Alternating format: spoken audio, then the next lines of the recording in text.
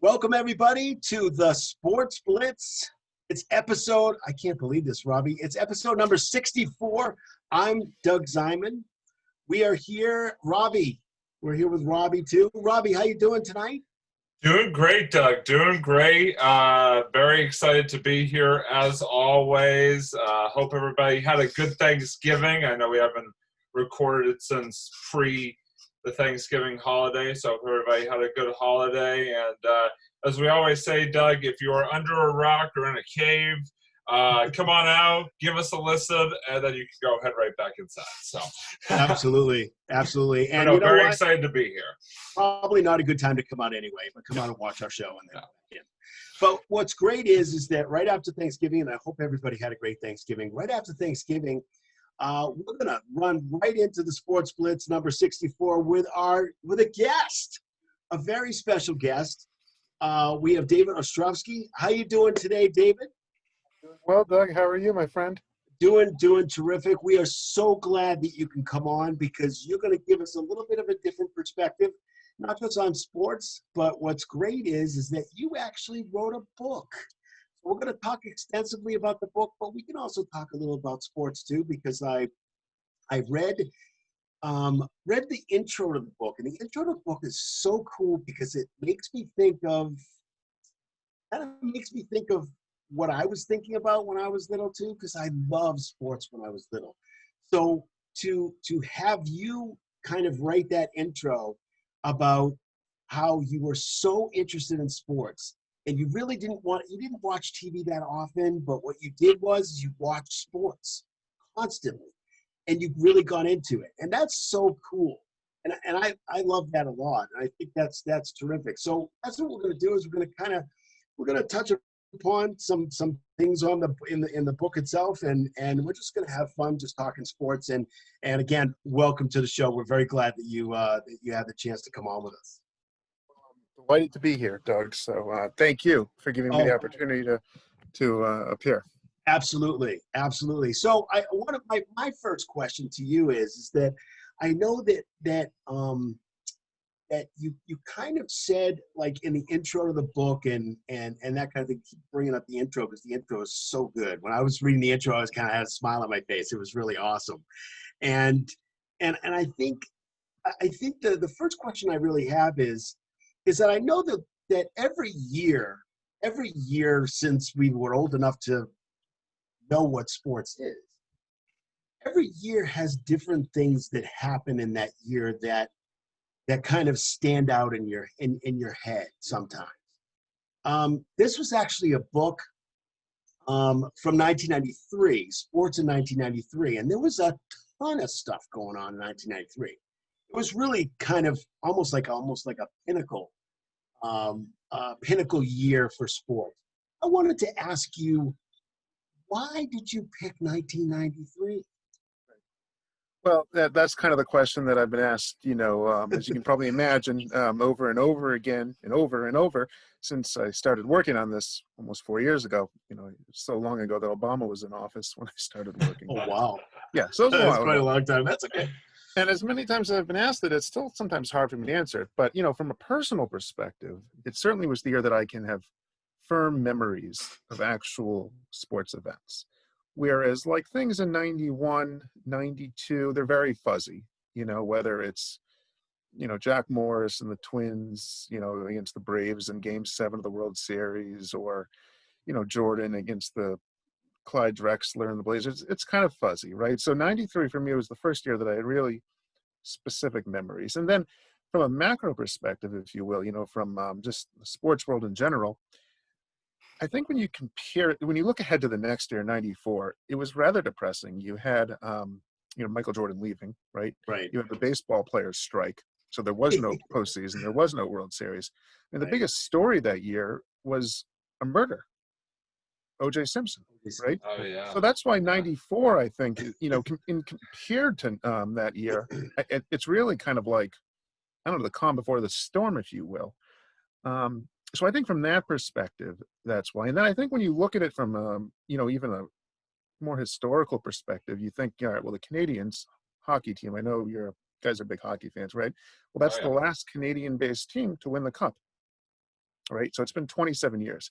And since that time, you've had teams from Tampa, Carolina, Dallas, Anaheim, and so on and so forth win, right? So the, the province, the country where that game started has not had a champion since then. A lot of those teams I go into, the Cowboys, the Bulls, have quite frankly not really been very relevant since 93 or mid 90s, right? Or late 90s, I guess, So I think if you look at it in terms of the height of their dynasties, right, those teams have just vanished, these great, franchises.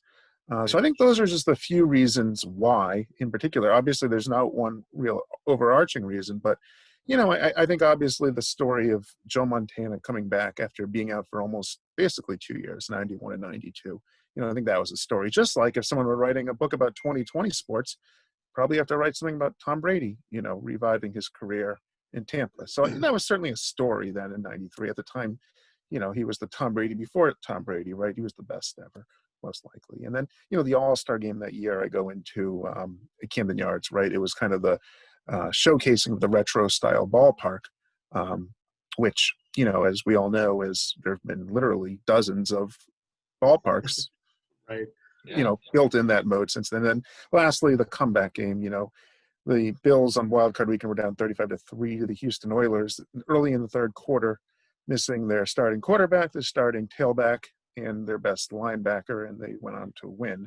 And not only did they went on to win, but they scored 5 touchdowns in basically 15 minutes, 5 unanswered touchdowns. Yeah, and that's never happened. So for those reasons, that's why I thought,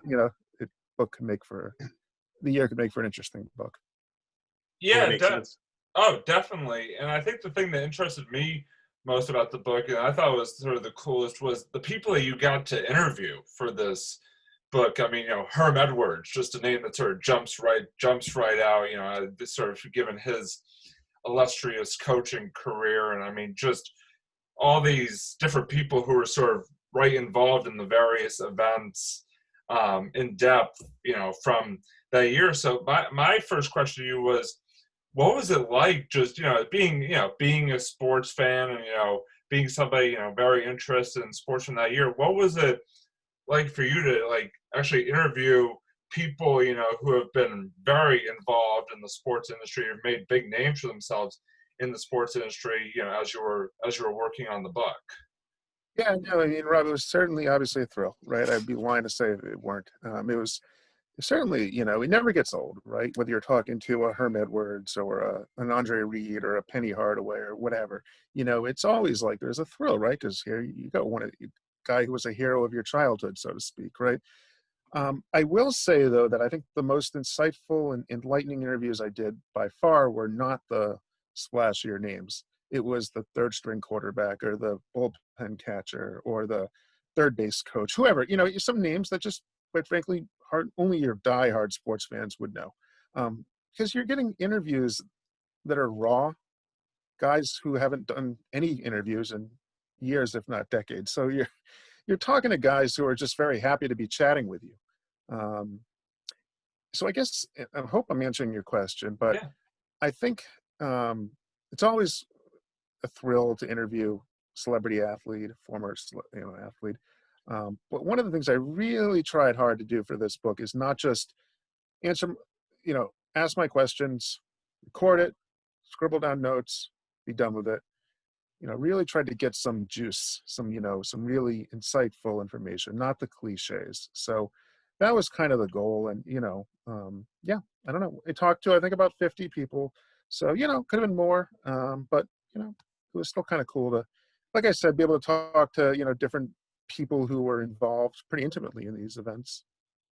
Definitely. I can only imagine. I mean, yeah. I mean, like you said, 50 people and just the in-depth of, just getting you right. I mean, I can only imagine the sort of lesser known people, so to speak, like you were saying earlier, definitely could provide, maybe even the best insight, just sort of be, so that, like I said, that just was something that really struck me when reading it. So that was really cool.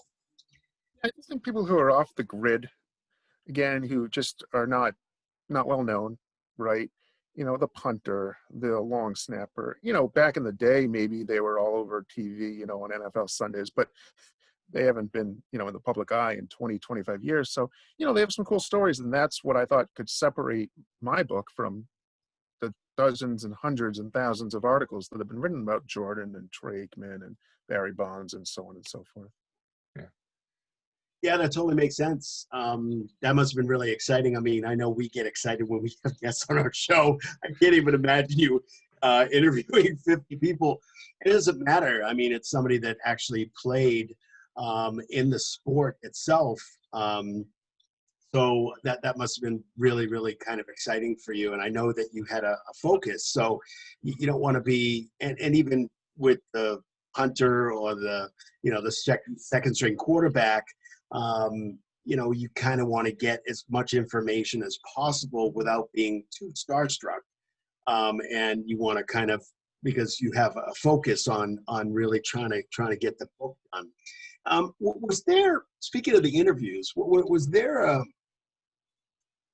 a specific story that you got that you said, oh, I either got to have this in the book or I got to write this down because this is the most amazing story I have heard in such a long time. It doesn't matter who it is, just something that you picked out of some of the interviews that you've had, just a story or two that is not just the normal, oh yeah, we scored, we scored 27 points and we won the game. That's great. So tell me about the Gatorade.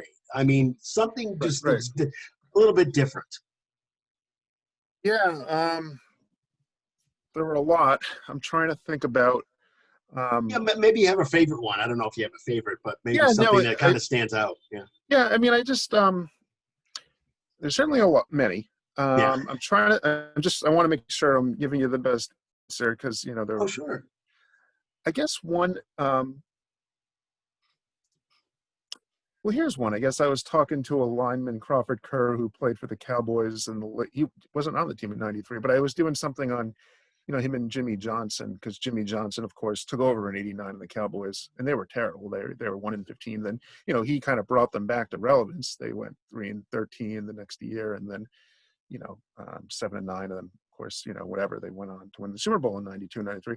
So he was, we were talking, and, he was just kind of being very honest about Emmitt Smith and how he just didn't care for him. And he was saying, like, he was a veteran, I guess, in '90 when Smith was a rookie. And he was just saying, even as a rookie, he kind of thought his, what didn't stink. And, he was just being very, very blunt about it. And you don't get that too much. So I think that's one story. I had few players just raved to me about Joe Montana when he came over to Kansas City in '93, and that he was just, went out of his way to try to be like one of the guys, even though he wasn't, and I don't know how he just kind of like, took a real interest in each and every one of them, tried to meet their parents when they were around. And so I think that's probably one story. Talk about being starstruck, David, huh? Yeah. Those guys, Joe Montana walking into the locker room and, these rookies and these guys who have been playing for maybe 2 or 3 years are like, oh my God, Joe Montana just walked in. I can just imagine how starstruck they would be too. So. Yeah, I mean, and they were, and they were like, he even parked next to us. And it doesn't seem like that big a deal, but he did, and he's actually a real person. Right, he's actually a real person. And, right. Oh my God, he drinks Gatorade like I do. Right. Right. He would join them, whatever, for a steak dinner on a Tuesday night or something. Exactly. The offensive lineman. And no, I think one story that was kind of cool, that I'm thinking about it now is I don't know if you know Alfredo Griffin. He played for the Blue Jays. He was a second baseman. Yeah, heard of him. Yeah, he was a good field, not such a good hit guy. Anyway, he was on deck when Joe Carter hit the winning home run, and I had no idea he was on deck. And he was saying to me, I was pretty scared. I was like, I did not want to be at bat. I was praying for him to come through. So he's like, I was at the end of my career, and I really had no interest in being at bat then. Basically, he was a pinch runner for John Olerud in the inning before, so his spot was up. And you don't really hear that from a professional athlete very much. Right. Like, I don't want to be in this moment because usually most of them want to be, right? Yeah. Right. Yeah, I mean, usually if you get to that level, you kind of want to be in the biggest stage. And so that's kind of weird. He said, I was really praying. I really did not want to be up, with the World Series, to be the chance to be the hero. So, yeah, I think those stories definitely kind of And there are others, but those are, a couple that kind of come to mind. Yeah, no, those are great. Those are great. I wanted to know whether you had a chance to interview anybody from maybe the Chicago Bulls at all. And the reason I ask is because I've been watching over and over again just because, I'm obviously a Boston fan, I'm a Boston Celtics. But I'm growing up watching Larry Bird. So I'm in the Bird era where I remember graduating from high school and listening to the finals on a little, Walkman. So that's how into it we were because we all did that. So in the Larry Bird era. And then Larry Bird, Magic Johnson, and then on to maybe more of an Isaiah Thompson in the 90s, plus Jordan a little bit more in there. But again, wanted to know if you had any chances, and of course you have the Jordan Netflix Jordan kind of documentary that came out where they had a year's worth of access. They had a tremendous amount of access to Michael Jordan, and I just love watching it. I never hated Michael Jordan. I always loved the way he played. I never liked him because he was on the opposite team. He was, it was like Isaiah Thomas or Magic Johnson, of course, say it's Celtics and Lakers. So I wanted to know whether you had interviewed anybody from the Bulls or from the organization. So, yeah, I talked to 3 former players from the 92-93 team. Bill Cartwright, who was the starting center, Scott Williams, who was a backup center, and then Darrell Walker, who was kind of a journeyman guard, who was at the end of his career. He came over in a midseason trade. And, it's not that when I did these interviews with these guys, it's not that I got anything groundbreaking on Jordan. But as much as we were in awe of him as a player, right, I think it needs to be known that, he wasn't the easiest teammate to be with, right? It's been well documented. He was an ass. Yeah, in so many words. Yeah. Yes. I think B.J. Armstrong said it best when they asked him in the last dance, was he a nice guy? And he paused and he said he couldn't be a nice guy. Like, I guess in that role, But, a really good book that I found really helpful for doing research was The Jordan Rules, which came out in 92, I want to say. So right after the 91-92 season. And it kind of chronicled the first championship year, against Johnson and the Lakers. There were 2-3 guys, Will Perdue, Cartwright, Horace Grant, who had their agents request trades because they just could not tolerate playing with this guy who was so disrespectful. And, in so many words, he thought Cartwright was a, wuss. He thought Stacey King was, fat. He thought Will Perdue sucked. And he thought Horace Grant was an idiot. He said these in so many words. He would say these things to these guys and humiliate them, whether it's on the team plane or, during practice. Yeah. And guys just said, screw it, And obviously a lot of that kind of worked itself out because by 93 they were coalescing into a dynastic team. They had won the 3rd straight championship. But, this guy, and the same thing kind of held true, obviously, with Kobe years later with, Phil Jackson. But, there was preferential treatment. And I think a lot of this just didn't come out because, Sports Illustrated kind of presented him in a certain way. He had all the endorsements, Space Jam, although that was later, corporate America. There was this image of his. And even like the local newspapers, they didn't really get into it too much. But I found that book, The Jordan Rules, really fascinating because that really was the first time I could, see in print what exactly may have happened, Yeah, and the Jordan Rules book was mostly it was rules about how to defend and how to deal with Michael Jordan on the court, basically, according to the documentary, the Jordan documentary, and those were kind of put out there, and then just from the documentary itself, and maybe you can corroborate this also, is the fact that it was a writer who actually wrote this book. Supposedly, it was some of the Chicago Bulls players supposedly one of them, Horace Grant, being one person that kind of put these things together a little bit, and kind of gave some, and he says, no, I didn't do that. So there's kind of this back and forth with who said what. I don't really think it matters now whether it happened or not, and who said it and who didn't say it. But that's kind of what it was. It was rules how to defend him and how teams were able to try to stop him in certain ways.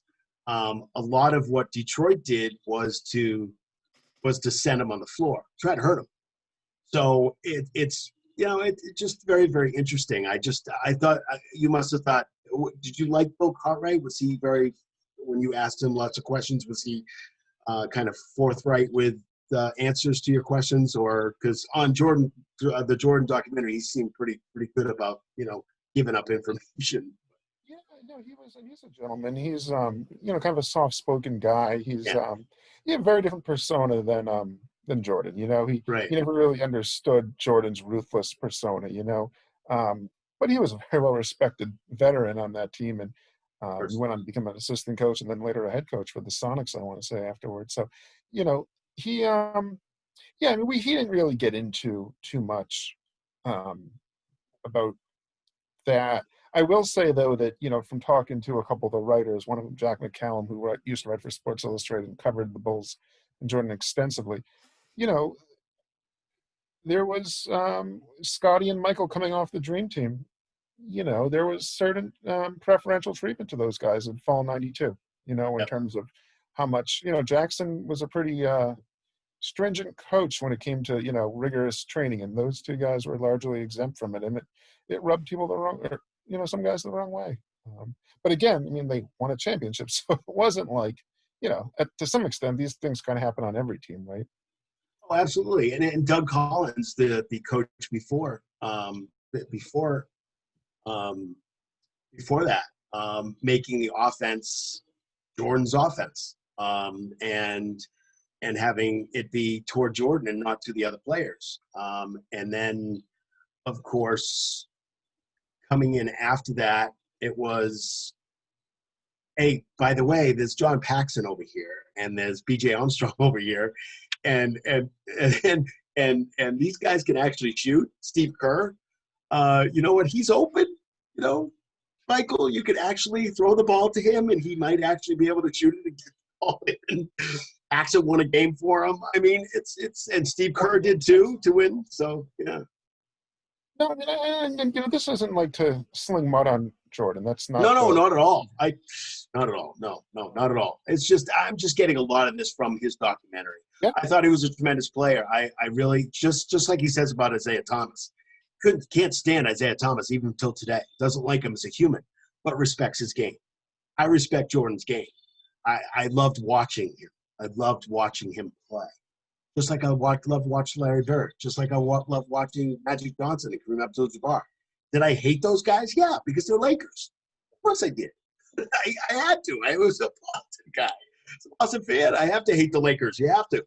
My generation, it was Kobe and Shaq. It's a rite of passage. Exactly. Well, you still hate the Lakers. As soon as Larry Bird and Magic Johnson were together, you always hate the Lakers. I hate them now with LeBron. So it's one of those things where it's through the years. That's really all it is. But no, I'm not bad mouthing him at all. It's just taking it from his documentary. Typically, but I just thought it was interesting. I just wanted to get an idea whether you had talked to some of the Bulls, and that was great. That was great how you were able to do that. Also, this particular calendar year was a traumatic one for him. Obviously, his father dying during that goes without saying, right? The conference finals against the Knicks. He gets found in Atlantic City right before Game 2. And, becomes a tabloid sensation. Back in the early 90s, gambling was like this huge no-no. It's not like what it is now. It was this really illicit activity. And, it was a huge story. Him gambling, being out till 1 a.m., whatever it was, the morning of a conference finals game. Big game, yeah. Yeah. And then obviously, he wins, he's against Barkley. his stiffest competition in the finals to date, and then he retires, obviously, and goes on to play baseball. Right. Yeah. Definitely. And it's something I was kind of curious about because obviously, you, David, and Doug as well, sort of, I was a bit younger when sort of, the Jordan prime and the, even the end of, Joe Montana's career, who we were talking about earlier. But yeah, you hear all these, you hear the debate all the time about, Jordan versus LeBron, or Joe Montana versus Brady. And LeBron and Brady, obviously two guys that I've sort of grown up watching, obviously. So I was kind of curious, your perspective, as someone who, researched and watched Jordan and sort of, like you were talking about, the end of Montana with Kansas City and all that. And somebody obviously now who watches, Brady and LeBron, just sort of what your perspective was on sort of those types of debates. Yeah, no, it's always interesting. I mean, I think one parallel, I guess, between Jordan and Montana is neither of them lost a championship game / round. Right. Montana was 4-0 in Super Bowls. Jordan was 6-0 in NBA Finals. So if you look at it in that perspective, right, they kind of have the upper hand on those, modern guys, right, LeBron and Brady. I think there's something to be said about that, to always be able to deliver 100% of the time, when you get to that final game or round, right? I think there is, not to take anything away from Brady, but, he lost 3 Super Bowls, right? Montana, never did. So, but it's so hard, right? Like it's so hard, the Jordan and LeBron comparisons. I think the one parallel is it took them a little while to get to where their teams were contenders. LeBron comes into the league in 2003. His team doesn't make the finals until 2007, and they're not really a contender then, right? They kind of have like, it's LeBron and a bunch of, whatever, Yeah. So it's not really for another 7-8 years until he, joins a contender, and then the rest is history. And same thing with Jordan. I mean, the Bulls did not exactly take off in '84, right away when he came on. It wasn't until, obviously, as you pointed out, they beat the Pistons, finally in May in the conference finals after a few tries. And then, it was kind of a formality beating a very old Lakers team and then an inferior Blazers team the next spring. Definitely. It's interesting, you sort of bring it, you guys were talking about the dream team, because that was kind of one of the things that I took out of that Jordan documentary was, Jordan versus Isaiah Thomas, and how much influence Michael Jordan had on Isaiah Thomas not making the '92 Dream Team. And obviously, being somebody who was 2 years old when the Dream Team happened, I obviously don't really remember, don't have any sort of recollection on that particular team other than what I've heard sort of over the years. So, but yeah, like you said, it is very interesting you bring up sort of the math, because I will say that, that is sort of one of the arguments I hear used most often, especially maybe when it comes more so to LeBron and Jordan, is the fact, LeBron has a slightly losing record in finals, whereas Jordan is undefeated. So it is kind of interesting, to sort of look at the math and sort of to debate and wonder how much the math part and the record part of it, plays in, depending to, as opposed to the whole package, so to speak, because obviously whoever you listen to, they sort of have their own various, thoughts about that. But it is interesting you bring up the math part, because that, especially, like I said, for Jordan versus LeBron, that's the one that I've heard sort of used the most. It's how, Jordan was undefeated, LeBron, has a losing record in that. So that was very interesting to hear you mention that. I think it was so different. You know what I mean? Like one of the things in the early '90s, it was still a veteran league. Where your big names were Karl Malone, David Robinson, Hakeem Olajuwon. Bird was at the very end, but Patrick Ewing, Barkley, Now, some of the top players are under 25 years old, right? So the league is getting younger, you know, pretty quickly in the early 2000s, and it's stayed that way. So I think that's one huge difference that you kind of got to look at, when you look at the different eras that they played in. Definitely. Yeah, definitely. The Dream Team, Robbie, I'm sorry you missed it. I think there's an actual documentary on the Dream Team. I think so.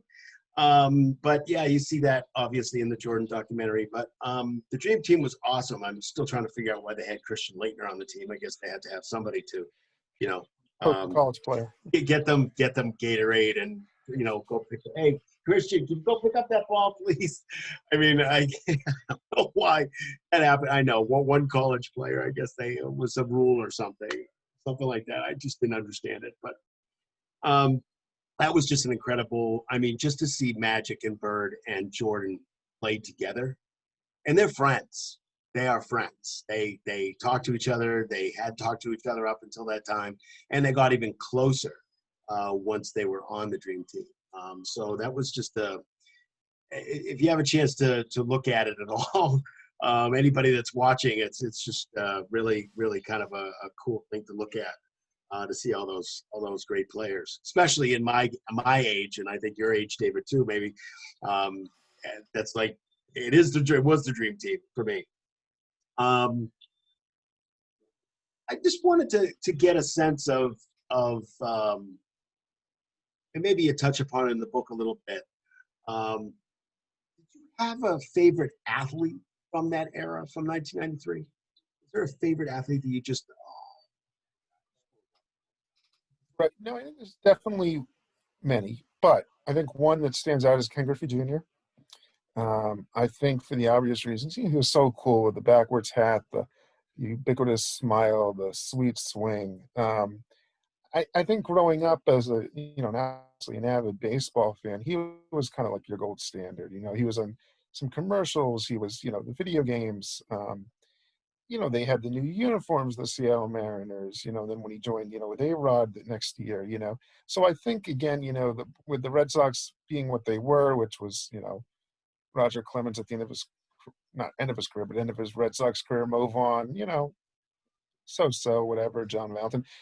We didn't really have a superstar, and I think Griffey is one guy that really stands out to me. Is just that combination of speed and power is just so rare to see. And he was obviously in his prime, early in his prime, but in '93 he was really something, and he showed it at the home run derby, obviously. Oh yeah, hitting the ball off the warehouse. Yeah, that was huge. I think we all had our eyes open on that one. Yeah, that's good. There's obviously, the Jordan, Barkley, Aikman, Jerry Rice comes to mind, Steve Young. But I would say probably Griffey is probably just one athlete that really, kind of, when you talk about that early to mid 90s, just again, I think the athleticism, just from a five-tool standpoint, was really something. Yeah, absolutely. Yeah, it's interesting you bring up Griffey and sort of the power and all of that, because it sort of takes me back to sort of right when I was sort of in my prime, young sports watching, was sort of Mark McGwire versus Sammy Sosa. Now obviously we all know sort of the things that came out about those two after the fact, but it was still so much fun, that summer of 1998, just to sort of be glued to the television set and watch those two going sort of pound for pound with, Sosa hit another one, McGwire hit another one, and to see even the fact that McGwire hit number 62, against the Cubs, Sosa in right field, and to see how much those two actually just really, really liked and supported each other, I just thought was something that, again, sort of, you bring up Griffey and just sort of the dazzling that he put on, with his swing and with his power, and definitely, that was, definitely a good, that was a really good thing for baseball, and sort of just, like I said, brought me back to McGuire and Sosa, which I thought was pretty cool. About it. I mean, also Griffey presumably was pretty clean. You know, nothing ever came out of the Mitchell report. There was no Right? innuendo about him Yeah. being involved with performance-enhancing drugs. So I think that really says something. And then you look at his career, and obviously it's very front-loaded. He doesn't get injured over and over again in Cincinnati. You know, you're talking about one of the top 5 best players of all time. You know, right up there with a Mantle or a Mays, I really believe. But you know,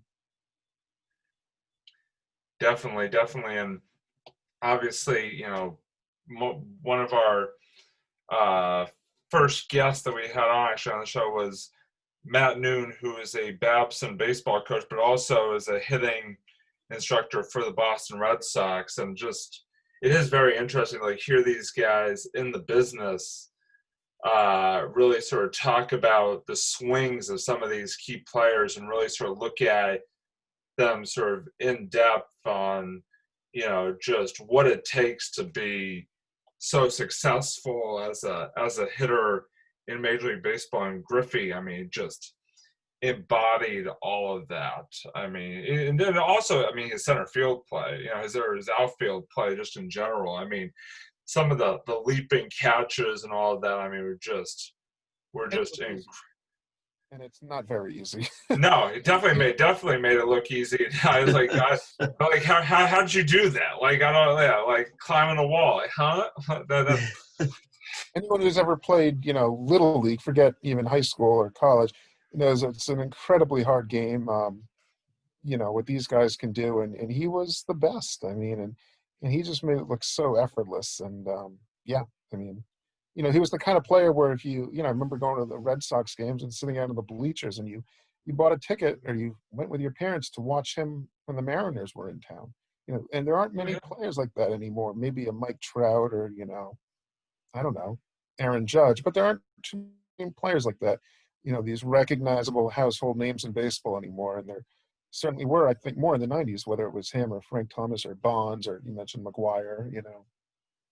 Definitely, and even thinking of Griffey, I mean, the fact that he got it's sort of him and toward the tail end, him and Alex Rodriguez, playing together. I mean, A-Rod as a younger member of the Mariners, Jay, and then just that Mariners team. I mean, that was Jay Buhner, Edgar Martinez, Griffey, Rodriguez. I mean, that team who did make it. Unfortunately, it came up a little bit short of winning titles, so to speak. But still, I mean, just the collective power. You're right on that team. The collective, offensive prowess of that team was very impressive, without a doubt. Oh, in Seattle. Yeah, without it. Yeah, and so what I wanted to ask you, sort of building off of that, was what were some of your favorite sort of sports memories? Because obviously, you and Doug, were sort of, at a different time than me, but obviously, what's it called? But obviously, even just building up to now with all that we've experienced, it's just in terms of Boston sports alone over, just the past couple of decades. I was curious, sort of, what were some of your favorite sports memories from, throughout your time watching sports, watching professional sports? I'm sorry? Would Doug like to go? Oh, yeah, Doug, you too. Yeah. I mean, for me, it's I would definitely say the one I lived and died with was the 2003 Boston Red Sox. They hadn't won a World Series yet. They had a bunch of guys, a bunch of overachievers like Kevin Millar, Bill Miller, Todd Walker. And I just remember that summer just friggin' man, just absolutely being glued and really, box scores every morning, watching the games, almost every single night. And again, we weren't jaded yet. Yes, the Patriots had won a Super Bowl, so we had that taste, but it had been 85 years at that point, I guess. And I don't know. I think that one summer in particular, I do remember being I've never been so emotionally invested in a team before, and then obviously it didn't work out that well. And but that devastation, when he let Pedro in a little bit too long, Grady Little did, and then just the Yankees coming back and winning. I think for me, as a Boston sports fan, that was the moment where I think I've never felt so strongly attached to a team. And I was at a couple of those playoff games, against Oakland, Game 4, and they won, and then they obviously came back and won that whole series in Oakland, and then I was at ALCS Game 5. But yeah, to put one memory in mind, I would definitely say that '03 Red Sox team. Yeah, I mean, I was actually at the game, where Pedro and Don Zimmer sort of went at it. I mean, that was just a wild game for so many different reasons. But yeah, you're right. That 2003 team, and then you're still building off that the 2004 Red Sox team. It was so. You're right. You were literally glued to your television set each night because this team just had that way of just. Even when you thought they were down and out, they came right back. And I remember I was, in middle school, the night when they lost Game 7 to the Yankees, being able to stay up and watch it, just being absolutely devastated when Aaron Boone hit that home run, for sure. To win the game was that one hurt. Yeah, that one really hurt. Doug, I am kind of curious, Doug. What's what's your take on this? Yeah, I actually have a couple of great memories. One I was at and one I wasn't at. One I actually went to and the other I didn't. I actually went to the 1986 World Series game between the Mets and the Red Sox in Shea Stadium. My roommate at the time, I was in college. My roommate at the time, his father had a construction company, and he had season tickets, and he had playoff tickets and World Series tickets. But he couldn't go because there's a big, huge construction job going on, and he was kind of bummed out. But I just happened he happened to be my roommate, so I'm going no matter what. And it was just the first time I was in a different stadium. You got 55,000 Mets fans and like 4 Red Sox fans, kind of thing. But the Mets fans were so great. They were. It was such a. I mean, I know it was a loss for us, but it was really a win for me because hey, it's such a great time there. I wasn't rooting for the Mets. I was obviously rooting for the Red Sox, but it was just such a different experience being, and I've been to Fenway before, but it was a different experience just kind of being in a different stadium, kind of rooting quietly. Although everybody was really super nice. Even the people around us were really, really nice. And, we were, fooling around about different things and talking about different things. So it was like more of a great experience for me. And being kind of it was Game 7, right, Doug? Game 7. So you weren't at the Buckner game. You were at Game 7. Yeah. Yeah, it was Game 7. Yeah. They were winning that game at one point, right? They were winning that game. Everyone forgets that. that one hurt very badly. Everyone forgets they were winning the game you were at, Game 7. Yeah, they were winning. Yes, and we were very excited up until a certain point, in which we were not excited anymore. But you weren't for the Buckner game? No, you weren't. Okay. Yeah. No, I wasn't. I just got a chance to go to that game. A lot of people don't get to go to a World Series game, and that's pretty cool. My father and brother actually got a chance to go to Game 4 that year. I think it was. But it's one of those things where not everybody gets a chance to do that, and I thought it was pretty special memory for me just being able to be in a World Series game. Which, by the way, Robbie and I have talked about. Totally different experience. Going to a World Series game, doesn't matter what stadium you're in. It's a different atmosphere. It's a different experience than going to a regular season game or even a playoff game. I think the playoffs are a little different too, but totally different experience. The other one that I thought about that was really, really cool was 2007, 2008 Celtics. This is, and I'm a basketball guy. And Robbie and I have always talked about what our favorite sports are. And I really like baseball a lot, but it's not really the top of my sports list. I'm not a fair weather fan, but if I watch a baseball game for 8 innings and it's a Yankees-Red Sox game and it's 4 hours, it's a little tough for me to watch. A little faster would be hockey and football and basketball. Basketball is kind of the Celtics, kind of my thing a little bit. But seeing how Danny put that team together, seeing how not only did he get the big three of Pierce and Garnett, and Ray Allen. Sorry, Ray Allen. It's escaped me for a second. Ray Allen, but he got the kind of players that not only great bench players, but they were just he just was able to surround that team with kind of really, just like you said, no name players that helped out. Just unbelievable how he put it together. Yeah. I just thought it was a great year. So those are really my two ones that I can think of. Definitely. James Posey come to mind. Yeah. James Posey is a perfect example. Eddie House. Yeah. Oh yeah. Eddie House with the threes. I mean, late third quarter, early fourth quarter, when you're trying to rest your main guys, Eddie House coming in and taking over, doing a fantastic. He just did a great job. So just the players that Danny was able to put together was just amazing to me, and being able to put a team together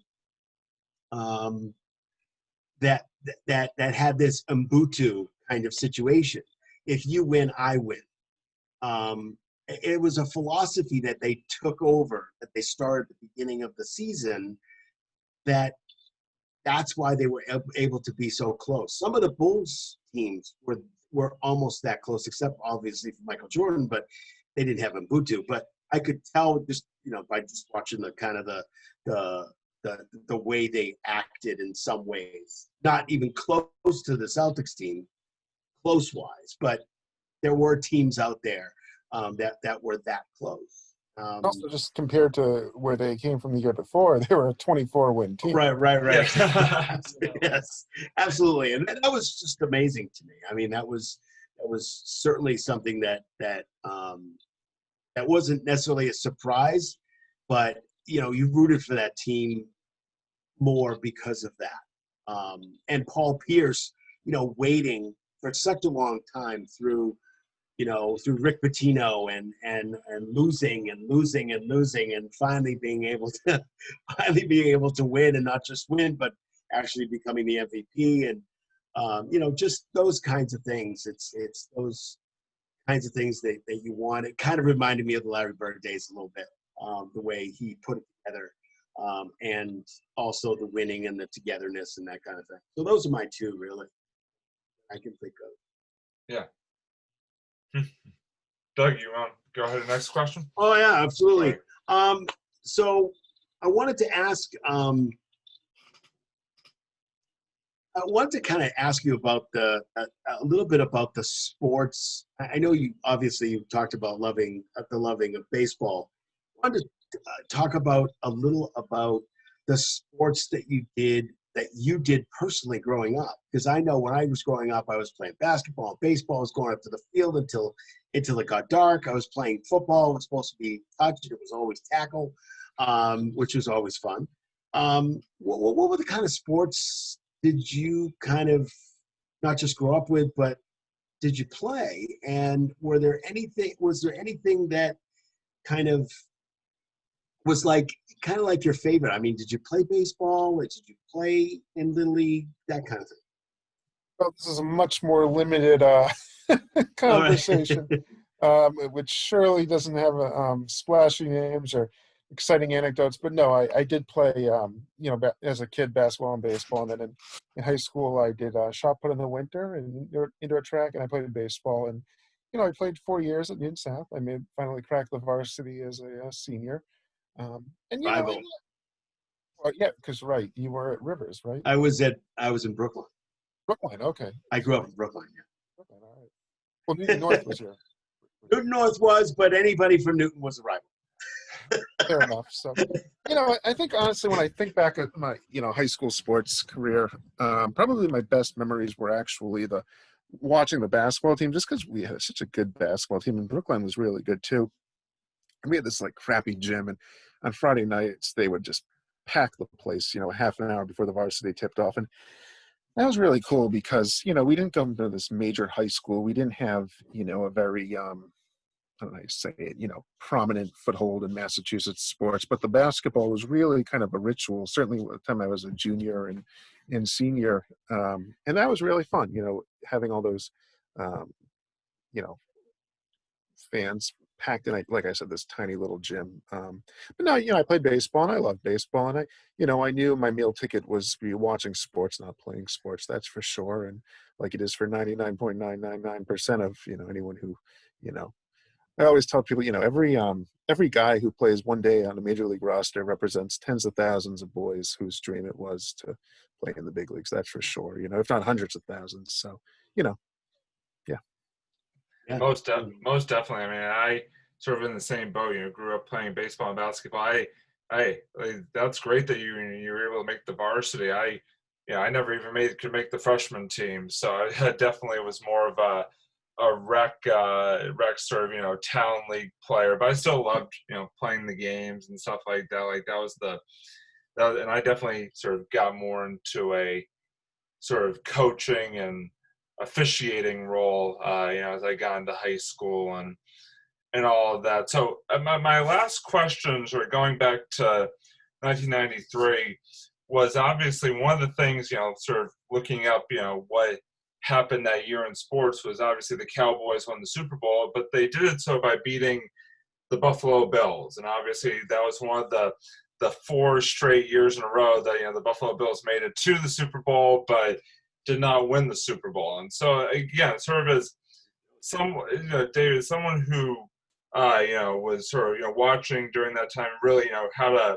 really sort of was able to remember and stuff like that. I was just, again, curious your perspective on, a team like the Bills who, right now, even though they're doing a lot better, these last couple of years, but, back then, I mean, they were the team in the AFC, obviously just, couldn't quite get over the top. So I was curious, David, just to sort of get your perspective on that run that the Bills have, sort of the old adage, always the bridesmaid, never the bride, so to speak.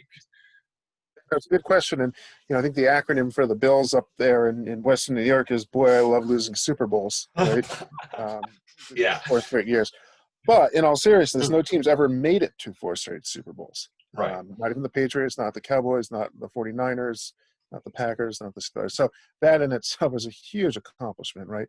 But right now, it's kind of like we're living in the days of when, I was 8 or 9 and you were, I guess, a newborn or a toddler, where, the Bills are in first place in the AFC, the Patriots are not, and that's how it was in the early 90s, even, up into the mid 90s. And the Bills had some great teams, and they obviously were very close to winning that first one. Scott Norwood's kick just sailed wide, but they had some, really good teams. Andre Reed, Don Beebe, both of whom I spoke to a little bit for this book. 2 of the better wide receivers of that generation. Thurman Thomas, Hall of Fame back. Jim Kelly, great quarterback, right? And a coach who I think one of the probably the one character that really stands out from those teams is Marv Levy. Yeah. Coach that just a lot of guys, and God bless him, he's in his mid 90s now. He's a World War II vet. His father was a World War I vet. So I think he really, what probably amazes me most about him is he was able to put football in context. And, one time when a reporter asked him, is this game a must win? And he quickly said, no, World War II is a must win, and I don't know, I kind of like that quote because I think it really kind of at the end of the day shows where sports is, in the grand scheme of things. So I think of all the, characters for that team, I think he really stands out. And obviously, that had a tremendous amount of success under him. Definitely. I mean, you look at the defense of that team. I'm blanking on his first name, but Irvin. I think Bruce Smith. Sorry, thank you, Bruce Smith. Yeah, but yeah, that team, like you said, so many talented players. I mean, Jim Kelly, Rise, and all those guys. I mean, it's amazing. And like you said, just to be able to, all the teams, I'm sure they wish that they could have gone to 4 straight Super Bowls, let alone, or just to 1 Super Bowl, let alone let alone 4 in a row. I mean, it was incredible. You sort of watch back. I think ESPN did a documentary about them a few years back.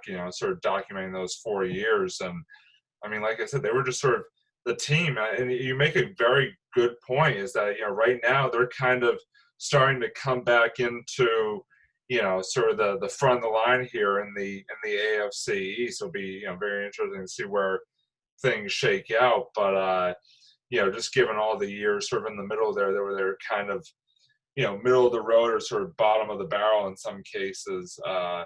It definitely seems like for Bills fans, there's sort of brighter days ahead from the looks of things. Yeah, definitely. So, and my second to last question to you, David. In 1993, the Colorado Rockies and Florida Marlins started off their inaugural seasons. First time in 16 years that they had some expansion in Major League Baseball. Just wanted to know from you, I guess whether you're a baseball purist or something. I know Robbie is a baseball guy too. So when we talk about baseball, he's very passionate. So I know we've had some times where we've talked on the Sports Blitz before. It's just us, and he is very animated about certain things. Wanted to ask you about some of the baseball rules and the new changes and the changes possibly coming and that kind of thing. What do you think of some of the baseball rules of today as opposed to they were, which I guess when you call yourself a baseball purist, which I think I do a little bit, it is one of those things where you're trying to kind of figure out kind of where's baseball going. I know the average attention span of a person these days is a little bit different, and the kids are a little bit different too, because you got to have their attention too. I get it. But I just wanted to kind of ask you about, the rules. What do you think about the rules of today, and do you agree with them? Great question. Just go back to your earlier point, when I was 9 years old in 93, and, the Marlins had the teal uniforms and the Rockies had the purple and silver. I mean, that was great, right? So I think, when you had innovations like that, right, teams in new markets with these jazzy uniforms as a kid, I think it was awesome. I think it certainly sparked interest. But yeah, now as an adult, I do not care for a lot of these rules. I hate the idea of the opener in Tampa. I hate it, right? Like, it made me even root against them, even though they had a much smaller payroll than the Dodgers in the World Series. I do not like how, obviously the length of the games goes without saying, but the fact is it's either a walk, strikeout, or homer, 2/3 of the time. I do not care for, all the specialization, the spreadsheet baseball, the analytics. So no, I'm not particularly happy about that. And I really didn't care for them having a season this year, a 60. I mean, I know this was obviously an aberration, but a 60-game season, it seemed kind of like like something you put an asterisk next to, right? I just didn't think there was a need for it. And then with all these goofy rules with a runner starting at second base, and the 10th inning, yeah, and all these. Don't get me started with that one. Yeah. So, so I'm not going to even get into things like the cardboard cutouts in the stands and all that. So, in answering your question, no, I do not like where the game's headed. I'm afraid by the time I'm an old man, God willing, it's going to be as popular as the MLS. It's like the average age of your baseball fan is death now. I mean, I'm saying it kind of tongue in cheek, but you know what I mean. It's really bad in terms of everyone thinks the golden age of the game was when they're 12. I get that, but it's just not. I don't know. Even compared to 10, 15, 20 years ago, I think it's really lost a lot. And like I said, I like that. When you mentioned the Rockies and the Marlins, and I like the interleague play and the wild card. I think that was good. I do, but when you start messing around with the game itself, and if you go back and look at some of when I was doing research for this book, and you looked at some of the time logs of these games, 2 hours and 32 minutes here, 3 hours and 5 minutes on the longer end here, 2 hours 47. You get what I'm saying? It's consistently much, much shorter. Yeah. It's still the same 9 innings, right? So, Yeah, there's definitely. yeah, and that's why, baseball, I mean, like, loved it to death, still do, but, it's hard when it doesn't matter who's playing, if to capture your attention for 4.5 hours when you can be watching a Netflix show for part of it. It's kind of like, yeah, Why do this? Yeah. right, for 4.5, hours, and that's not a particularly exceptional length of time for a game. So yeah, that's Yeah, I kind of mean, my well, answer to your question. yeah, no, absolutely, and it seems like you're just like kind of Robbie with the basketball purist, like I am too. But when you can, turn on Sports Center and watch the highlights, which only last, maybe 5 or 6, 7 minutes, as opposed to watching a 4-hour, 5-hour game, is probably a better kind of situation. I know my last question. Wait, Yeah. no, I was just gonna say, or when Blake Snell is getting pulled in the 6th inning of a 1-0 game, and you want to put your TV out a window. It's like that. That sort of goes to show where the direction the game is headed in a microcosm right there. So anyway, continue, Doug. Right. Yes. I told you Robbie's very passionate about baseball, which is great. It's great to hear that you're passionate about it too. My last question for you is kind of a little bit twofold. Did you have? I know you said it took you a long time to get this book together, and we're glad that it's here. But I wanted to find out whether you had a good experience or a bad experience, and that's the first question. And the second question is that are you going to write another book, and what year are you going to pick? So, in terms of a good experience or bad experience with interviewing, or just with the whole writing the book process. yeah, well, I mean, I had most of these guys I talked to were really, really nice. So the one that really was lousy stands out, and I was really looking forward to speaking with actually Devon White, who was a center fielder for the Blue Jays during those early '90s teams. He could have been ruder. I don't know whether you never know who's having a bad day, so I do say that. But, I went down to talk to him. He was playing he was coaching. He's a hitting coach for the Buffalo Bisons, who were a AAA team of the Blue Jays back in 2017 era. They were playing in Pawtucket. And I went down there to talk to him. And, his first question to me was, "What the fuck do you want to talk about 93 for?" And I said, "Okay, then." It was something like that, Wow. And he said, "Well, let's get this over with. I got a lot of stuff to do." So, it's like, I wasn't asking him boxers or briefs. I wasn't asking, a personal question here. You know what I mean? It was just like, Yeah. tell me about one of the greatest years of your career. So that wasn't so pleasant, Yeah. Wow. Yeah. So that was probably the only time I really got kind of put off by someone. You know what I mean? In terms of, a lot of great experiences, certainly. Obviously talking to the players in person, on the phone goes without saying. And I don't know, I guess just kind of, again, recreating a year that was obviously incredibly meaningful to me, and God willing, helping other people enjoy reading about it, and I think knowing that the product's out there for, especially in this time during a pandemic, for people to enjoy. And answer your other question, one thing I learned from this process of writing this book and then searching for a publisher for a year and then finally hooking up with one, it's very hard to write a book about all sports. And the feedback I got from authors, from publishers, agents, was it's much better to stick with one sport. So my next project, that's what I'm doing. And I have been working for the past half year on my next book, which will be a biography of Hall of Famer Roberto Alomar. Oh, wow. Oh, that's cool. Yeah, that is very cool. That's great. Very cool. He's had an interesting life and career, both on and off the field. So, yeah, it's been in the works for about a half year now, and I'm still plugging away. Oh, that's great. We were kind of hoping that you had a second book going on. It's just like one of those things where you're like, oh yeah, this was a terrible experience. I'm not doing this again. No, not at all. No. And you're probably going to end up, with situations where, we're not going to be either forthright, or they're just going to having a bad day, or they lost the game or whatever. Right. If they're coaching, well, who knows?